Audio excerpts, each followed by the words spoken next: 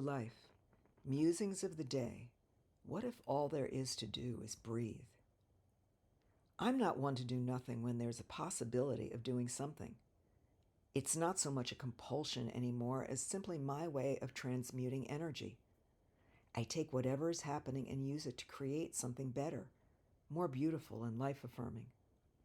And I made the false assumption going into this last surgery that I would be doing exactly that as a way of recuperating from that surgery. My work with spirit before the surgery was deeper and more potent than ever. I asked very clearly for exactly what I wanted to have happen, and I assumed that because things had lined up so perfectly for the surgery to occur, that the aftermath would follow suit and be seamless. I was dead wrong. Well, let me take part of that back. I was wrong to make assumptions, and I was wrong to think that what's happening now is anything other than what is in my highest good. It could be Spirit's answer to my prayers disguised as tremendous pain and debilitation. Who said it was going to look a certain way? I did, not anyone else. I asked for a result, not necessarily how it was going to come about. I've been taking a few days to consider letting go of just about everything. The after effects of the surgery have stripped me of my usual mechanisms for coping with situations. I'm worn out, physically and emotionally. The last painting I created was a complete fog, showing me and most of those who've seen it that perhaps there's no need to see clearly right now. Perhaps the answers I'm seeking will be revealed without the search, in their own time. When I no longer feel creative, or truly like doing much of anything, what is there to do? Is this one of those times when all there is to do is breathe and simply be? It seems to me that this is exactly what's called for now to allow my body the space to recuperate. My energy reserves are low, and it's taking all of them to just be, let alone repair my body. This is not the time to put any of those precious resources into anything else. But sometimes I want to go kicking and screaming because there's so much I want to do. And then I realize that I really don't. I just think that I do because that's what I've always done. Doing's an old habit, one I'm quite good at.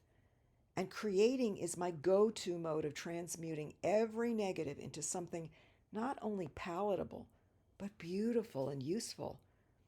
What if I'm not even supposed to do that now? What would it look like to just be alive, nurture myself into recovery, and let everything else dance around me in whatever way it will? There's no need for answers, no need for action, no need for productivity. Spirit gave me this time to simply heal. It's a gift. What if there is only faith that all that I asked for is actually happening on some level that I'm not privy to at this moment? My spiritual practice doesn't look like it usually does. I don't have the energy for anything. But what if I don't need to? What if this recuperation time was not supposed to be about my usual way of doing things? After all, the whole purpose of the surgery was to live in a new way. I set something in motion months ago when I made this decision that's already trickling down to those close to me, though they're thousands of miles away. Like the butterfly effect, the ripples are being felt. Maybe I already flapped my wings, and now it's time to literally lie back and let spirit take over, do the heavy lifting, because I certainly can't. The truth is that when the surgeon cut into my belly, something broke loose. I asked it to. Something was set in motion that is so powerful that it's taking all of my energy to just live through the shifts and changes that are happening on an energetic level. My entire system, both physical and otherwise, has gone offline and is recalibrating to a new way of operating. It's a bit like upgrading the operating system of my computer. Better, stronger, but things have to shift a bit to accommodate it. They have to upgrade as well.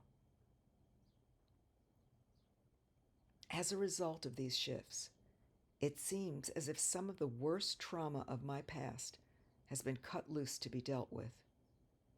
I ask that this surgery free me from any ties to things that have been hanging on and keeping me from fully thriving. I wanted this to be an opening, a freedom that I had not experienced up till now. Unbeknownst to me, there was something lingering that needed to be released, dealt with, and completed. And in the release, all hell broke loose. It brought with it rage that I didn't know still lived in me. It opened a door to my past that I thought had been shut for good. And it offered me an opportunity to give voice to that rage and bring healing to places I wasn't aware still needed healing. In the process, my physical healing took a back seat, and now I need to not only heal from the surgery, but from the effects of what has broken loose in me. This is clearly a time of realigning my life in a completely new way, and that requires all of what I have to bring to the table. There's nothing more important. The question, what if all there is to do is breathe and be, seems to be the answer I've been seeking. The fog will eventually lift, and the way will be shown to me, the path clearer than ever before, the help to travel it present, as always, and myself, richer for having loved myself enough to accept the gift of honoring being alive and having that be enough, having my life be enough, whether I'm doing anything or not. Healing my body is not a small thing. It is doing something. It just looks like it's not. Sometimes doing nothing is the most important thing I need to do. I will say one more thing about this subject, though, because this is not an unfamiliar challenge to me, the doing versus being response. It came up months ago when I was so sick with COVID, and it has come up throughout every physical illness and challenge I've had for years. Each time I get better at recognizing the automatic pattern faster and responding with more grace. For myself and those who think that a lesson learned is learned forever and done with, I will say that that alone is yet another lesson in all of this.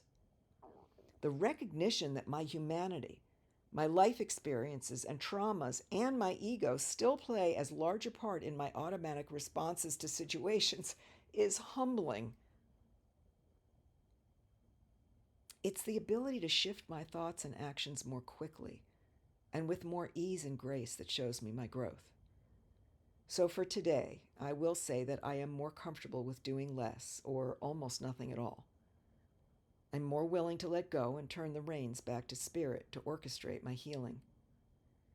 The fact that I see this and am writing about it means to me that I've already made some shifts and that tomorrow might just be a bit easier on this road to recovery, with my resources used where they are most needed, in healing.